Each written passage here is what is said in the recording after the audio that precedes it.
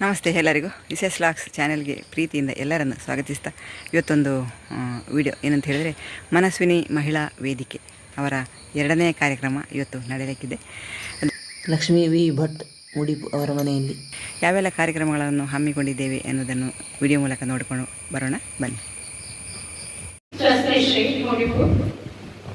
ಕಾರ್ಯಕ್ರಮದ ಮೊದಲಿಗೆ ಸಭಾ ಕಾರ್ಯಕ್ರಮದಲ್ಲಿ ಪ್ರಾರ್ಥನೆಯೊಂದಿಗೆ ಪ್ರಾರಂಭಿಸುವುದು ನಮ್ಮ ಸಂಪ್ರದಾಯ. ಹಾಗಾಗಿ ಪ್ರಾರ್ಥನೆಯನ್ನು ಮಾಡಲು ಕುಮಾರಿ ಧನ್ಯಶ್ರೀ ಮುಳುಗು ಅವರು ಹಾಡಬೇಕಾಗಿ ಕೇಳಿಕೊಳ್ತಾ ಇದ್ದೇವೆ.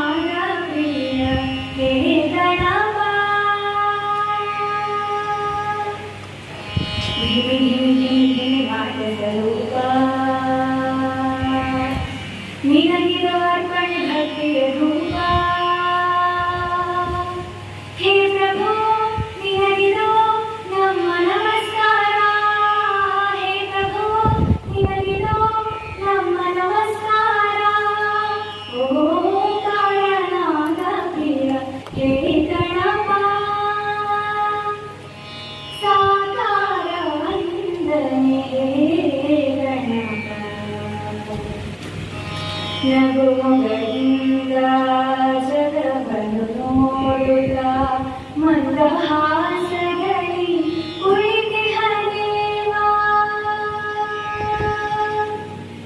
ಅಭಯ ಹಸ್ತವನ್ನಿಗೆ ಚೈತನ್ಯ ನೀಡುವ ಭವ್ಯ ಮೂರುತಿ ಹೇ ಗಣನಾಥ, ಗಿಮಿ ಗಿಮಿ ಗಿಮಿ ಗಿಮಿ ನಾಟ್ಯ ಸ್ವರೂಪ,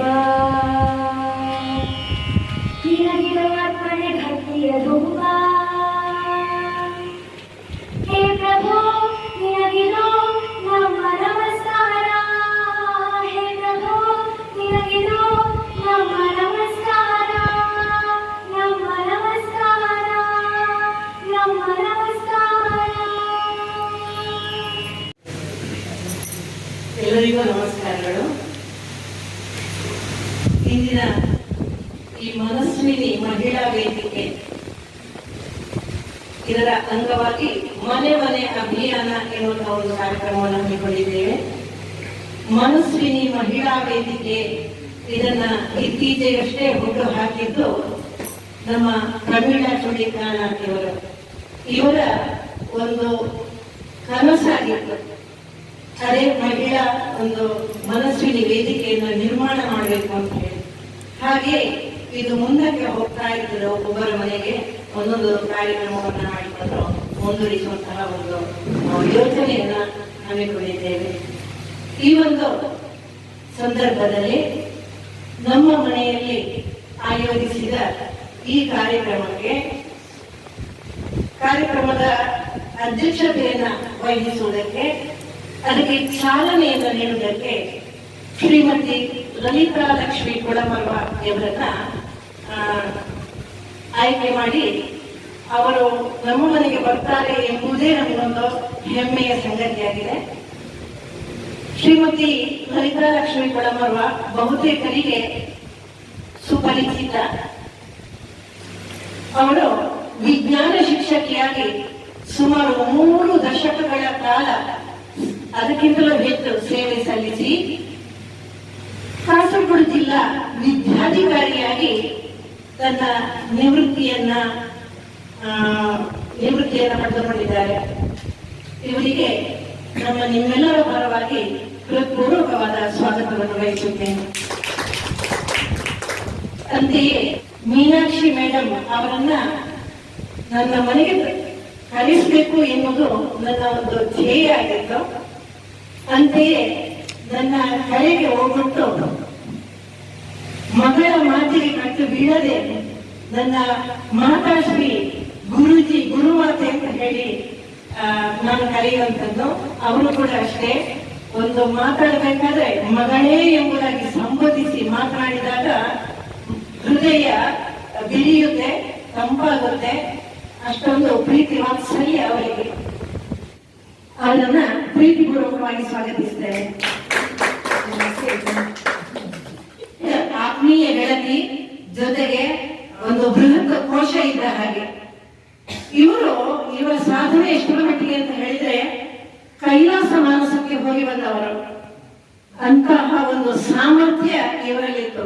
ಸತ್ಸಂಗ, ಗೀತಾ ಯಜ್ಞ ಇತ್ಯಾದಿಗಳಲ್ಲಿ ಸತತವಾಗಿ ಪಾಲ್ಗೊಳ್ಳುವವರು, ಹಾಗೆ ಮಕ್ಕಳನ್ನ ಉತ್ತೇಜಿಸಿ ಅದಕ್ಕೆ ಬೇಕಾದಂತಹ ಒಂದು ಪ್ರೇರಣೆಯನ್ನು ನೀಡುವವರು ಇದ್ದಾರೆ, ಪಾಲ್ಗೊಳ್ಳಿಸ್ತಾ ಇದ್ದಾರೆ.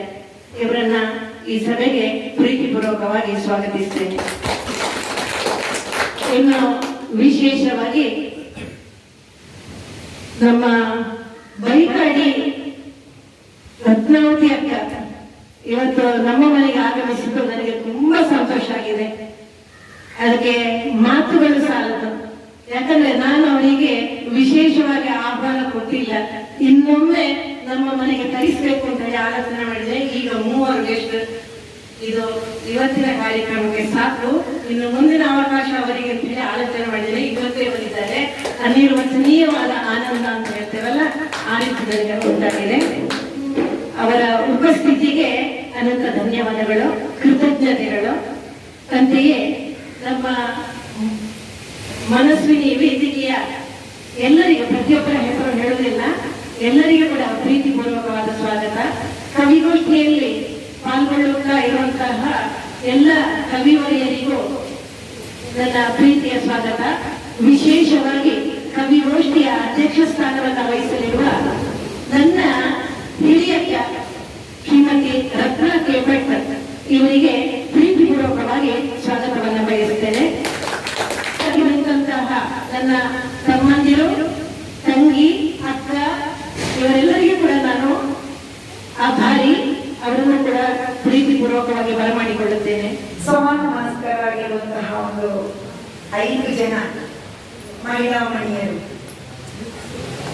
ಜೊತೆಯಾಗಿ ಹೀಗೆ ವಾಟ್ಸಪ್ ಮುಖಾಂತರ ಸಂಭಾಷಿಸ್ತಾ ಈ ಮನಸ್ವಿನಿ ಮಹಿಳಾ ವೇದಿಕೆಯ ಪ್ರಮುಖ ರೂವಾರಿಯಾಗಿರುವಂತಹ ಶ್ರೀಮತಿ ಪ್ರಮೀಳಾ ಚೋಳಿಕಾನ ಅವರ ಕನಸಿನ ಕೂಸು ಈ ಮನಸ್ವಿನಿ ಮಹಿಳಾ ವೇದಿಕೆ ಎನ್ನುವಂಥದ್ದು. ಮಹಿಳೆಯರಿಗೋಸ್ಕರ ಎನ್ನುವ ಆ ಪ್ರಜಾಪ್ರಭುತ್ವದ ಏನು ನುಡಿ ಇದೆ, ಜನರಿಂದ ಜನರಿಗಾಗಿ ಜನರಿಗೋಸ್ಕರ ಎಂಬ ನುಡಿಯಂತೆ ನಾವು ಕೂಡ ಒಂದು ನಮ್ಮದೇ ಆದಂತಹ ಒಂದು ವೇದಿಕೆಯನ್ನ ಕಂಡುಕೊಂಡ್ರೆ ನಮ್ಮಲ್ಲಿರುವಂತಹ ಸುಪ್ತ ಪ್ರತಿಭೆಯ ಅನಾವರಣಕ್ಕೊಂದು ಅವಕಾಶ ಒದಗಿ ಬರ್ತದೆ ಎಂಬ ನಿಟ್ಟಿನಲ್ಲಿ ಮೇ ತಿಂಗಳ 28ನೇ ತಾರೀಕಿನಂದು ಪ್ರಮೀಳಾ ಚೋಳಿಕಾನ ಅವರ ನಿಸರ್ಗ ಮನೆಯಲ್ಲಿ ಈ ಮನಸ್ವಿನಿ ಮಹಿಳಾ ವೇದಿಕೆಯ ಉದ್ಘಾಟನೆ ಹಾಗೂ 3 ಪ್ರಮುಖ ವಿಚಾರಗಳಲ್ಲಿ ವಿಚಾರ ಸಂಕಿರಣವನ್ನು ಏರ್ಪಡಿಸುವುದರೊಂದಿಗೆ ಅದು ಇಡೀ ದಿನದ ಕಾರ್ಯಕ್ರಮ ಆಗಿದ್ದು, ಮಧ್ಯಾಹ್ನ ನಂತರದ ಸಮಯದಲ್ಲಿ ಕವಿಗೋಷ್ಠಿಯನ್ನು ಕೂಡ ಏರ್ಪಡಿಸುವುದರೊಂದಿಗೆ ಸಾರ್ಥಕವಾದಂತಹ ಒಂದು ಇಡೀ ದಿನವನ್ನು ಕಳೆದಂತಹ ಸಂತೋಷ, ಆ ಸಂಭ್ರಮ ನಮ್ಮೆಲ್ಲರ ಮನಸ್ಸಿನಲ್ಲಿ ಈಗಲೂ ಕೂಡ ಬಹಳ ನಿನ್ನೆ ನಡೆದ ರೀತಿಯಲ್ಲಿ ಆ ಒಂದು ಖುಷಿ ಇದೆ. ಅದರೊಂದಿಗೆ ನಮ್ಮವರೇ ಆದಂತಹ ಲಕ್ಷ್ಮಕ್ಕ ಹೇಳಿದ್ರು, ಆ ಮುಂದಿನ ಕಾರ್ಯಕ್ರಮ ನಮ್ಮ ಮನೆಗೆ ಇಟ್ಕೊಳ್ಳುವ ಸ್ವಸ್ತಿಶ್ರೀಯಲ್ಲಿ ಮುಂದಿನ ಸಾಹಿತ್ಯದ ಪಯಣ ಮನೆ ಮನೆ ಸಾಹಿತ್ಯ ಅಭಿಯಾನ ಎನ್ನುವ ನಿಟ್ಟಿನಲ್ಲಿ 2ನೇ ಕಾರ್ಯಕ್ರಮ ಆಗಿ ಇಂದೀಗ ಸ್ವಸ್ತಿಶ್ರೀ ನುಡಿಬು ನಮ್ಮ ನೆಚ್ಚಿನ ಲಕ್ಷ್ಮೀಕರ ನಿವಾಸದಲ್ಲಿ ಇದೀಗ ಸಮಾಹಿತಗೊಳ್ತಾ ಇದೆ. ಈ ಒಂದು ಮಹಿಳಾ ವೇದಿಕೆಯ ಮೂಲಕ ನಮ್ಮದೇ ಆದಂತಹ ಮಹಿಳೆಯರ ಸವಾಲುಗಳು, ಶಕ್ತಿ, ಸಾಮರ್ಥ್ಯ, ಹಾಗೆಯೇ ಮಹಿಳೆಯರ ಚಿಂತನ, ಆ ಹರಹನ್ನ, ಚಿಂತನೆಗಳ ಹರಹನ್ನ ವಿಸ್ತರಿಸ್ತಾ ನಮ್ಮದೇ ಆದಂತಹ ರೀತಿಯಲ್ಲಿ ಒಂದು ಸಾಹಿತ್ಯ ಸೇವೆಯಲ್ಲಿ ತೊಡಗಿಕೊಳ್ಳುವುದು ನಮ್ಮ ಈ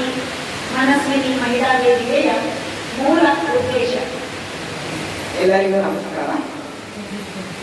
ನಮ್ಮ ಈ ಮನಸ್ವಿನಿ ವೇದಿಕೆ ಈಗ ಶಿಶುವಾಗಿ ಇದೆ ಅಂತ ಹೇಳಿದ್ರು ಈಗಾಗಲೇ.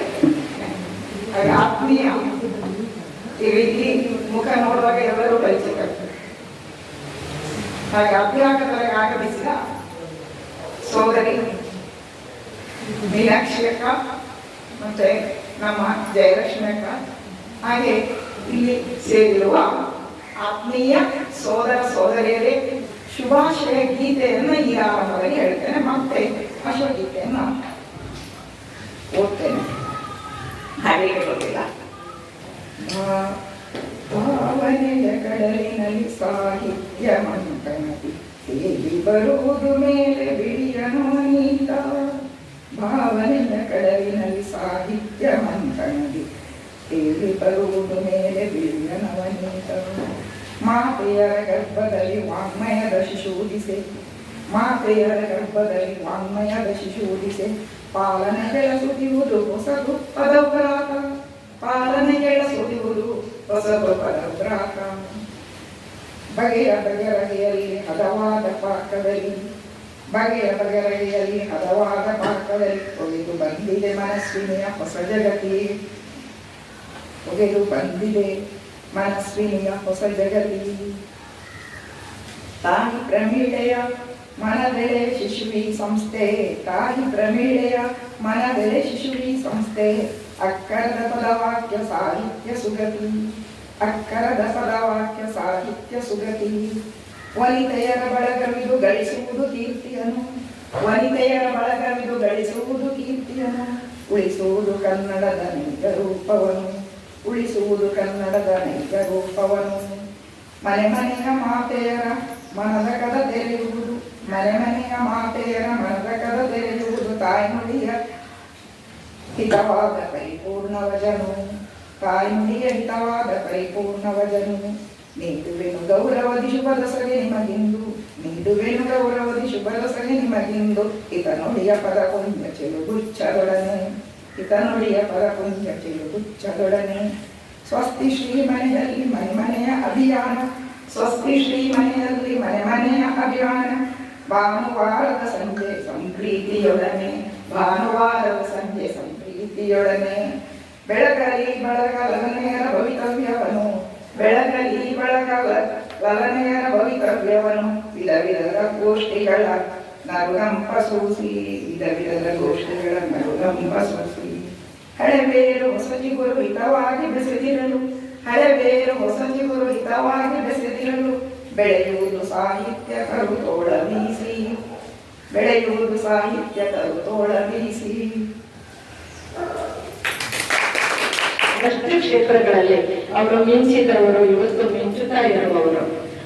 ಹಾಗೆ ಇಲ್ಲಿರುವ ಪ್ರತಿಯೊಬ್ಬರೂ ಕೂಡ ನನ್ನ ಲೆಕ್ಕದಲ್ಲಿ ನನಗಿಂತ ದೊಡ್ಡವರೇ, ಪ್ರಾಯದಲ್ಲಿ ಚಿಕ್ಕವರಾದರೂ ಕೂಡ ದೊಡ್ಡವರೇ. ಆ ಹಿನ್ನೆಲೆ ಇದ್ರೂ ಕೂಡ ಸವಾಲುಗಳನ್ನು ಎದುರಿಸಬೇಕು ಅಂತ ಹೇಳುವಂತಹ ಮಾತುಗಳನ್ನು ಮಾಡಬೇಕು ಅಂತ ಹೇಳಿದ್ರೆ, ಸವಾಲುಗಳು ಎಂದರೆ ಏನು ಎನ್ನುವುದನ್ನು ನಾವು ಒಂದಿಷ್ಟು ಆಲೋಚನೆ ಮಾಡಬೇಕಾಗ್ತದೆ. ಸವಾಲುಗಳು ಅಂದ್ರೆ ಅದು ಸವಾಲುಗಳು ಅಂದ್ರೆ ಸವಾಲುಗಳು ಅನ್ನೋದ್ರ ವಿಷಯವಾಗಿ ನಾವು ನಾವು ತೆಗೆದುಕೊಳ್ಳುವಾಗ ಸವಾಲುಗಳನ್ನು ನಾವು ಪ್ರಶ್ನಾತ್ಮಕವಾಗಿ ತೆಗೆದುಕೊಂಡ್ರೆ ಅದು ಸವಾಲುಗಳು. ಅದನ್ನು ನಾವು ಪ್ರಶ್ನಾತ್ಮಕವಾಗಿ ತೆಗೆದುಕೊಳ್ಳದೇ ಇದ್ರೆ ಅದು ಸವಾಲುಗಳೇ ಅಲ್ಲ. ನಿಜವಾಗಿ ನೋಡಿದ್ರೆ ಬದುಕಿನಲ್ಲಿ ನನಗೆ ಸವಾಲುಗಳೇ ಇಲ್ಲ. ಮನುಷ್ಯ ಅಂತ ಹೇಳಿದ ಮೇಲೆ ಅವನು ಕಷ್ಟಗಳನ್ನು ಅನುಭವಿಸದಲ್ಲೇ ಇರಬೇಕು. ಪ್ರತಿ ಮನುಷ್ಯನ ಪ್ರತಿ ಜೀವಿಯೂ ಕೂಡ, ಪ್ರತಿಯೊಂದು ಜೀವವೂ ಕೂಡ ಈ ಜಗತ್ತಿಗೆ ಬಂದ ಮೇಲೆ ಅನುಭವಿಸಬೇಕಾದುದನ್ನು ಅನುಭವಿಸಲೇಬೇಕು, ಬದುಕನ್ನು ಮುಂದುವರಿಸಿಕೊಂಡು ಹೋಗಲೇಬೇಕು. ಹಾಗಿರುವಾಗ ಅದು ಕಷ್ಟ ಎಂದು ನಾವು ಭಾವಿಸಿಕೊಂಡರೆ ಅದು ಕಷ್ಟ ಅಲ್ಲ ನಿಜವಾಗಿ. ಹಾಗೆ ನೋಡಿದ್ರೆ ನಗು ನಗುತ್ತಾ ಯಾವಾಗ ನಾವು ಬದುಕನ್ನು ಎದುರಿಸುತ್ತೀವೋ ಆಗ ನಮಗೆ ಸವಾಲುಗಳೇ ಇರುವುದಿಲ್ಲ. ನಮಗೆಲ್ಲರಿಗೂ ಅತ್ಯಂತ ಮುಖ್ಯವಾಗಿ ಮನುಷ್ಯನಾದವರಿಗೆ ಮುಖ್ಯವಾಗಿ ಏನು ಬೇಕು ಅಂತ ಕೇಳಿದ್ರೆ ಒಂದು ಏನ್ ಬೇಕು? ಒಂದೇ ಮಾತು, ಒಂದೇ ಶಬ್ದ. ನಮ್ಗೆ ಏನು ಬೇಕು? ನನಗೆ ಬೇಕಾದರೂ ಒಂದೇ ಸುಖ ಬೇಕು, ನೆಮ್ಮದಿ ಬೇಕು, ಸಮಾಧಾನ ಬೇಕು. ಇದರ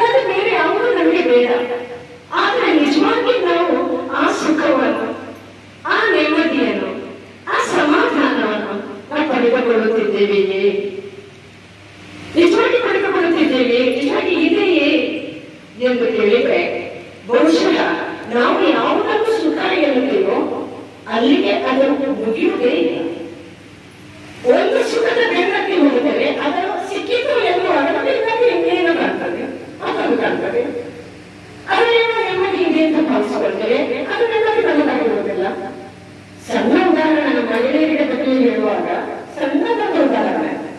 ನಾವು ಹೊಟ್ಟೆ ತಿಂಗಳಲ್ಲಿ ಮಗುವನ್ನು ಹೊತ್ತುಕೊಂಡು 10 ತಿಂಗಳು ಹೊತ್ತುಕೊಂಡಿರ್ತೇವೆ ಅಲ್ವಾ? ಒಮ್ಮೆ ಇದು ಹೊರಗೆ ಬಂದ್ರೆ ಸಾಕು, ಸುಖ ಅಂತ ಭಾವಿಸಿಕೊಳ್ತೇವೆ ನಾವು. ಆಯ್ತು, ಅಲ್ಲಿಗೆ ಹೋಗಿ ಸುಖ ಆಯ್ತು, ಕಷ್ಟಪಟ್ಟು ಹೊರಗೆ ಹಾಕಿದ್ವಿ.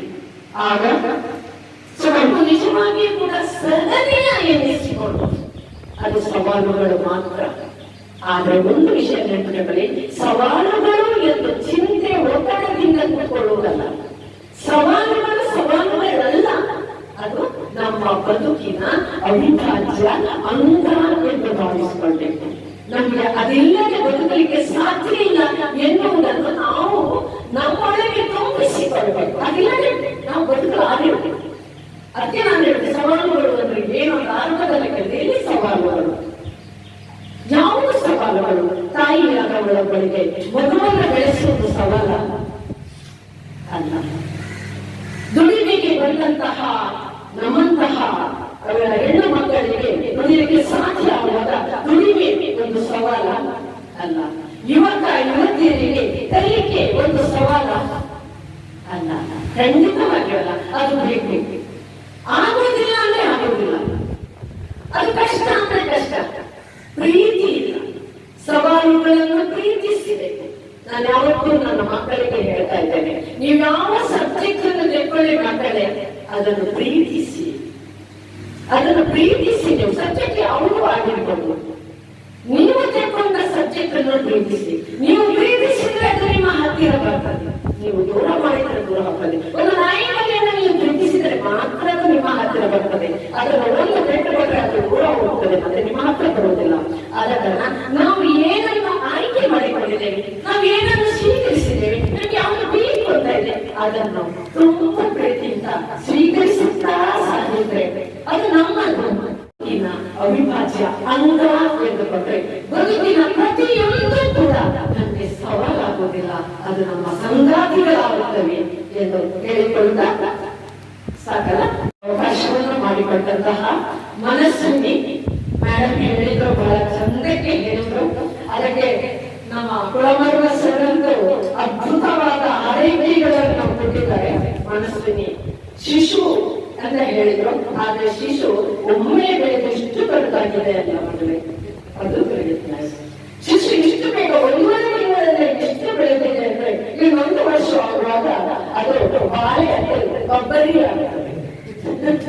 ಹಾಗೆ ಬಾಳೆ ಕೊಬ್ಬರಿ ಆವಾಗ ನೀವು ಇನ್ನೂ ಬೆಳೆಯುವುದೇ ಮನಸ್ಸಿನ ಮಹಿಳೆಯರಿಗೆ ಒಂದು ಹೊಸ ರೀತಿಯ ಶಕ್ತಿಯನ್ನು ಸವಾಲುಗಳನ್ನು ಎದುರಿಸುವ ಶಕ್ತಿಯನ್ನು ಕೊಡಬೇಕು ಎಂದು ಹೇಳಿಕೊಂಡ ಸವಾಲುಗಳಾಗಿ ಸ್ವೀಕರಿಸಬೇಡಿ, ಸವಾಲುಗಳನ್ನು ಸಂಗತಿಗಳನ್ನಾಗಿಸಿ ಎಂದು ಹೇಳಿಕೊಂಡ ಇದುವರೆಗೆ ನನಗೆ ಅವಕಾಶ ಕೊಟ್ಟಂತಹ ನಿಮ್ಗೆಲ್ಲರಿಗೂ ಮನಸ್ಸಿನ ತಂಡಕ್ಕೂ ಪ್ರೀತಿಯ ಪ್ರಮೀಳ ಕಣಿಕಾಕರಿಗೂ ಎಲ್ಲರಿಗೂ ವಂದಿಸುತ್ತಾ ನನ್ನ ಮಾತುಗಳನ್ನು ನಿಲ್ಲಿಸ್ತೇನೆ. ಧನ್ಯವಾದಗಳು. ಕಿಲೋಮೀಟರ್ ಮೇಲೆ ಹೋದರೆ ಅಂದ್ರೆ 180 ಕಿಲೋಮೀಟರ್ ಹೋದರೆ ಅಲ್ಲಿಯವರೆಗೆ ಗುರುತ್ವಾಕರ್ಷಣ ಶಕ್ತಿ ಬಲವಾಗಿ, ಅಲ್ಲಿಂದ ಮೇಲೆ ಸುಮಾರು 2000 ಕಿಲೋಮೀಟರ್ ವರೆಗೆ ಗುರುತ್ವಾಕರ್ಷಣ ಶಕ್ತಿ ಕಡಿಮೆ ಆಗ್ತಾ ಹೋಗ್ತದೆ. ಅದನ್ನ ಲೋವರ್ ಅರ್ತ್ ಆರ್ಬಿಟ್ ಅಂತ ಹೇಳ್ತಾರೆ, ಅಂದ್ರೆ ಭೂ ಸಮೀಪದ ಕಕ್ಷೆ. ಇಲ್ಲಿ ಗುರುತ್ವಾಕರ್ಷಣ ಶಕ್ತಿ ಕಡಿಮೆ. ಯಾವುದೇ ಒಂದು ವಸ್ತು ಇಟ್ಟು ಅದು ಕೆಳಗೆ ಬೀಳುವುದಿಲ್ಲ, ಮೇಲೆ ಹೋಗುವುದಿಲ್ಲ, ಸುತ್ತಾ ಇರ್ತದೆ. ಇದು ನಾವೆಲ್ಲ ಕಳಿಸುವ ಸ್ಯಾಟಲೈಟ್ಗಳು, ಉಪಗ್ರಹಗಳು ಎಲ್ಲರ ಆವಾಸ. ಅಲ್ಲಿಂದ ಮೇಲೆ ಸುಮಾರು 2000 ಕಿಲೋಮೀಟರ್ನ ಮೇಲೆ ಸಮಭಾಜಕ ವೃತ್ತ ರೇಖೆಯ ಮೇಲೆ 35,786 ಕಿಲೋಮೀಟರ್ನಷ್ಟು ಭೂ ಸ್ಥಿರ ಕಕ್ಷೆ ಅಥವಾ ಜಿಯೋ ಸಿಂಕ್ರನೈಸೇಷನ್ ಆರ್ಬಿಟ್ ಅಂತ ಹೇಳಿ. ಅಲ್ಲಿ ತೀರಾ ಕಡಿಮೆ ಗುರುತ್ವಾಕರ್ಷಣ ಶಕ್ತಿ. ಬೇರೆ ಗ್ರಹಗಳಿಂದ ಇದ್ದರೂ ಗುರುತ್ವಾಕರ್ಷಣ ಶಕ್ತಿ ಇದ್ದರೂ ಅಲ್ಲಿ ಯಾವ ಗ್ಯಾಸ್ ಇಲ್ಲ, ಅಲ್ಲಿ ಏನೂ ಆಗುವುದಿಲ್ಲ. ಮತ್ತೆ ಅಲ್ಲಿ ನಾವು ಉಪಗ್ರಹ ನಿಲ್ಲಿಸಿದ್ದೇವೆ ಅಂತ ಹೇಳಿದ್ರೆ ನಮಗೆ ಇಂಧನದ ಖರ್ಚು ತುಂಬ ಜಾಸ್ತಿ. ಗಗನದಲ್ಲಿ ನಮ್ಮ ಮೇಲೆ ಫೋಟೋಗಳನ್ನು ಬಿಡಲಿಕ್ಕೆ ಎಷ್ಟೋ ತಯಾರಾಗ್ತಾ ಇದೆ. ಒಂದೇ ಒಂದು ಕ್ಷುದ್ರ ಗ್ರಹ ಅಪ್ಪಳಿಸಿದ್ದು ಎಲ್ಲಿಗೆ ಅಂತ ಹೇಳಿದ್ರೆ, ಇಸ್ರೋ ನಾಸಾ ಇದೆಲ್ಲ ಅಧ್ಯಯನ ಮಾಡಿರ್ತಾರೆ. ಒಂದೇ ಒಂದು ದೊಡ್ಡ ಕ್ಷುದ್ರ ಗ್ರಹ ಬಂದಿದ್ದದ್ದು ತುಂಬುತ್ತದೆ. ಅದೇ ದಿನ ಕ್ಷುದ್ರ ಗ್ರಹ ದಿನಾಂಕ ನಾವು ಆಚರಿಸ್ತಾ ಇದ್ದೇವೆ, ಜೂನ್ 30 ಬರ್ತದೆ. ಅಂತಹ ಸಾಹಿತ್ಯಗಳು ಸಾಹಿತ್ಯ ಅಲ್ಲದ ನಾನು, ವಿಜ್ಞಾನಿ ಅಲ್ಲದ ನಾನು, ಸಾಮಾನ್ಯ ಒಂದು ನಿವೃತ್ತಿಯಾಗಲಿಕ್ಕೆ ಇಂಥ ಒಂದು ವಿಷಯ ಕೊಟ್ಟು ನನ್ನ ಬಾಯಿನ ಅಭ್ಯಸಿದ್ದೀರಲ್ಲ, ನಿಮಗೆಲ್ಲರಿಗೂ ಧನ್ಯವಾದ. ಮಹಿಳೆ ವಿಜ್ಞಾನ, ತಾಂತ್ರಿಕತೆ, ರಕ್ಷಣಾ ಕ್ಷೇತ್ರ ಎಲ್ಲದರಲ್ಲೂ ಇದ್ದಾರೆ. ನಮ್ಮ ಆಪರೇಷನ್ ಸಿಂಧೂರ ಆಯಿತು, ಮಹಿಳೆಯರ ಸೈನ್ಯದಲ್ಲಿ ಕ್ಯಾಪ್ಟನ್ ಆಗಿ ದುಡಿದ್ದಾರೆ. ಹಾಗೆ ಎಲ್ಲಾ ರೀತಿಯಲ್ಲಿ ಕೂಡ ಮಹಿಳೆ ಸದೃಢರಾಗಿದ್ದಾರೆ. ಹಾಗೆ ಪುರುಷರೊಂದಿಗೆ ಅವರು ಸವಾಲುಗಳನ್ನು ತಮ್ಮದಾಗಿ ಸ್ವೀಕರಿಸಿ ಎಲ್ಲ ರೀತಿಯಲ್ಲಿಯೂ ಕುಟುಂಬ ಸೇವೆ ಮಾಡ್ತಾ ಇದ್ದಾರೆ. ಎಲ್ಲರನ್ನು ಪ್ರೀತಿಯಿಂದ ನಡೆಸಿಕೊಳ್ತಾ ಇದ್ದಾರೆ ಎಂಬುದಕ್ಕೆ ಈ ನಮ್ಮ ಈ ಮನಸ್ವಿನಿ ವೇದಿಕೆ ಸಾಕ್ಷಿ. ಈ ಮನಸ್ವಿನಿ ವೇದಿಕೆ ಇವತ್ತು ಸ್ವಸ್ತಿಶ್ರೀ ಮನೆಯಲ್ಲಿ ನಮ್ಮ ಲಕ್ಷ್ಮೀಕನ ಮನೆಯಲ್ಲಿ 2ನೇ ಕಾರ್ಯಕ್ರಮ. ಇನ್ನು ಮುಂದೆಯೂ ಕೂಡ ಇಂತಹ ಕಾರ್ಯಕ್ರಮಗಳು ನೆರವೇರಲಿ. ಲೋಕ ಸಮಸ್ತ ಸುಖಿನೋ ಬಂದು ಎಲ್ಲರಿಗೂ ಮಂಗಳವಾಗಲಿ. ಅವಕಾಶಕ್ಕಾಗಿ ಧನ್ಯವಾದ.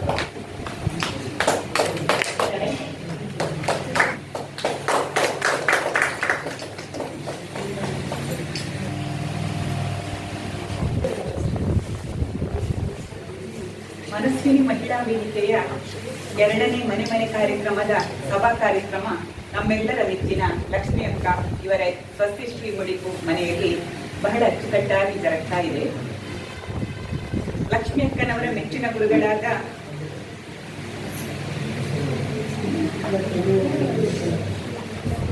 ಇಲ್ಲಿ ಈ ಕಾರ್ಯಕ್ರಮದ ಚಾಲನೆಯನ್ನು ಶ್ರೀಮತಿ ಲಲಿತಾ ಲಕ್ಷ್ಮಿ ಕುಳಮರುವ, ವಿಶ್ರಾಂತ ವಿದ್ಯಾಧಿಕಾರಿ ಕಾಸರಗೋಡು ಇವರು ತಮ್ಮ ಪತಿ ಸಾಹಿತ್ಯ ದಿಗ್ಗಜರಾದ ಕುಳಮರುವ ಬಿಜಿ ಕುಳಮರುವ ಅವರ ಕವನವನ್ನು ವಾಚಿಸುವುದರ ಮೂಲಕ ಮನಸ್ವಿನಿ ಮಹಿಳಾ ವೇದಿಕೆಗೆ ಶುಭ ಹಾರೈಸುವ ಒಂದು ಅತ್ಯಂತ ಆಪ್ಯಾಯಮಾನವೆನಿಸುವಂತ ಒಂದು ಕವನವನ್ನು ವಾಚಿಸಿದ್ರು. ಆ ರೀತಿ ಚಾಲನೆ ನೀಡಿದರು. ಮತ್ತು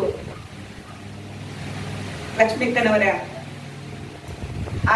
ಅಚ್ಚುಮೆಚ್ಚಿನ ಗುರುಗಳಾದ ಶ್ರೀಮತಿ ಡಾ ಮೀನಾಕ್ಷಿ ರಾಮಚಂದ್ರ, ವಿಶ್ರಾಂತ ಪ್ರಾಧ್ಯಾಪಕರು, ಬೆಸೆಂಟ್ ಮಹಿಳಾ ಕಾಲೇಜು ಮಂಗಳೂರು, ಇವರು ಜೀವನದ ಸವಾಲುಗಳನ್ನು ಎದುರಿಸಿ ನಡೆಸುವುದು ಎಂಬ ವಿಷಯದ ಬಗ್ಗೆ ಮಾತನಾಡಿದರು. ಇವರಿಗೂ ನಮ್ಮ ಮಹಿಳಾ ಮನಸ್ವಿನಿ ವೇದಿಕೆಯ ಪರವಾಗಿ ಹೃತ್ಪೂರ್ವಕ ಧನ್ಯವಾದಗಳು. ಶ್ರೀಮತಿ ಜಯಲಕ್ಷ್ಮಿ ಕಾರಂತ ಅಭ್ಯಾಗತರಾಗಿ ಬಂದಿರುವ ಶ್ರೀಮತಿ ಜಯಲಕ್ಷ್ಮಿ ಕಾರಂತರು ಗಗನದಲ್ಲಿ ಒಂದು ಸುತ್ತು ಎಂಬ ವಿಷಯದ ಬಗ್ಗೆ ಇವರು ಯಕ್ಷಗಾನ ಅರ್ಥಧಾರಿ, ಉತ್ತಮ ಸಂಘಟಕಿ.